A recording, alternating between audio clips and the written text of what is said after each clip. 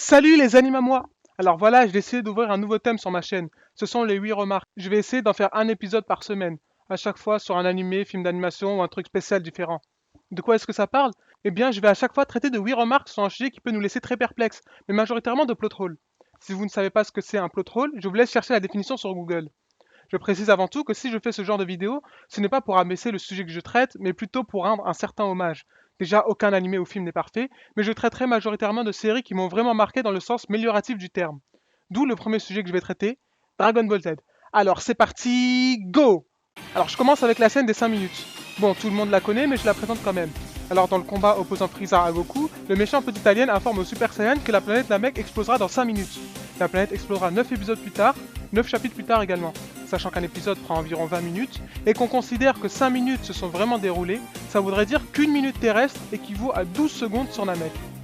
Mais, alors celui-là j'ai bien aimé. Vous vous rappelez de ce vieux schnock? Oui, il a été enfermé dans une épée. La classe, hein? Alors, dans cette super suite de Dragon Ball Z, on apprend que c'est Bills qui l'a enfermé. Ce qui voudrait dire que Bills est plus faible que Boo, et que Bills a eu peur de ce vieux schnock en question. Quoi, vous ne me croyez pas? Regardez donc. Ça claque, hein? Certains disent oui, c'était il y a littéralement 75 millions d'années. Eh bien, je vous rappelle que dans l'épisode 3, on a Kibito Kai qui dit au sujet de LOL Kai, c'est la première fois que je le vois effrayé à ce point, lorsqu'il parle de Bills. Cependant, il est sorti de son épée avant d'avoir pu constater le changement de pouvoir de Bills. Du moins, s'il a vraiment changé. Autre chose étrange à ce sujet, Bills se réveille toutes les 39 ans. Comment ça se fait-il alors que Kibito ou Kaioshin n'aient jamais entendu parler de Bills, alors que Vegeta lui-même en a entendu parler? Sachant que les Kai sont des dieux et qui ont donc la capacité de ressentir son ki, comment ne connaissait-il pas? Sans vous parler du blablata de Kaioshin qui disait que Boo était l'être le plus puissant de l'univers, ou alors celui de Kaio qui disait que Freezer était le plus puissant de l'univers, ou de Vegeta qui se pisse sur lui devant Bills. Ah, mais enfin, on va dire que c'est juste improvisé, hein. Bon, maintenant on va parler de Super Saiyan. D'abord, petit rappel. Goku est devenu un Super Saiyan lorsqu'il a vu Krillin mourir. Pour la seconde fois.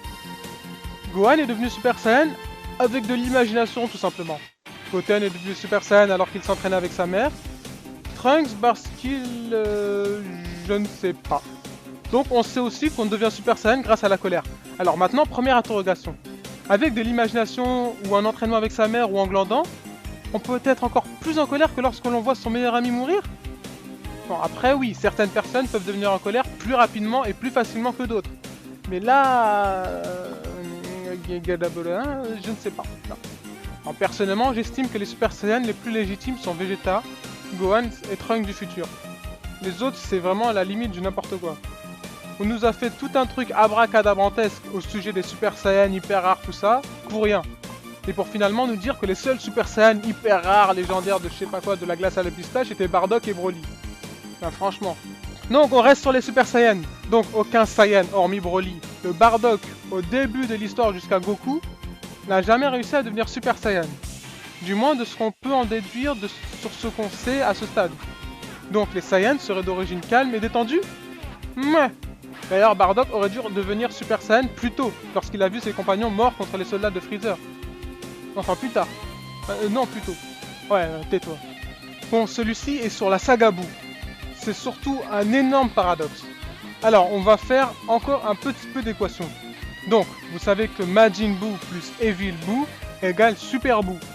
Cependant, Super Boo moins Majin Buu égale Kid Buu. C'était court mais complètement incohérent. Parlons un petit peu de Kaio. Vous savez, il est censé être omniscient, tout ça, tout ça. Alors qu'il racontait à Goku l'histoire des Saiyans, il conclura en disant que la planète Vegeta a explosé suite à une pluie de météorites. Alors là, on craint à la posture, non? C'est Freezer qui a détruit la planète Vegeta avec une de ses attaques. Aucune météorite n'a percuté la planète à notre connaissance. Les rois Kai et le roi Yenma. Aussi les gars les plus puissants, mais les plus faibles de tout l'univers. Je vous rappelle que le roi Yenma est plus faible que Kaio. Que Kaio a affirmé être plus faible que Vegeta, et également plus faible que Freezer, première forme.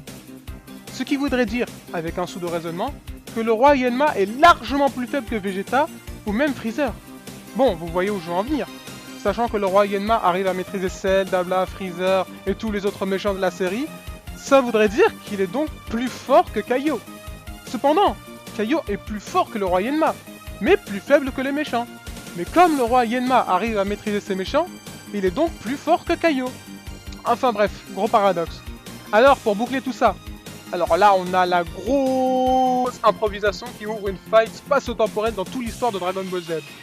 Vous savez aussi bien que moi qu'au départ Toriyama comptait s'arrêter à Freezer. Comme il a dit qu'il allait s'arrêter avec vous. Ah, mais au final, il continue.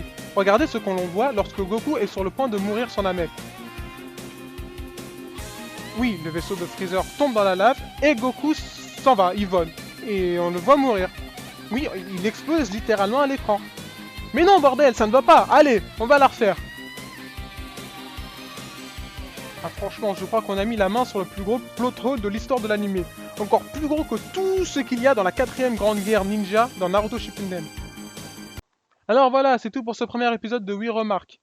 Pour éviter les commentaires haineux, je précise que Dragon Ball est l'anime qui m'a fait découvrir la Japanimation et que j'ai littéralement grandi avec ce magnifique chef-d'œuvre. Je ne cherche pas à rabaisser sa qualité. Sur ce, si cette vidéo a été instructive et amusante, n'hésitez pas à laisser un like. Vous pouvez aussi laisser un petit commentaire. Et ceux qui ne l'ont pas déjà fait, n'hésitez pas à vous abonner. Si, c'est gratuit. Allez, sur ce, à la prochaine!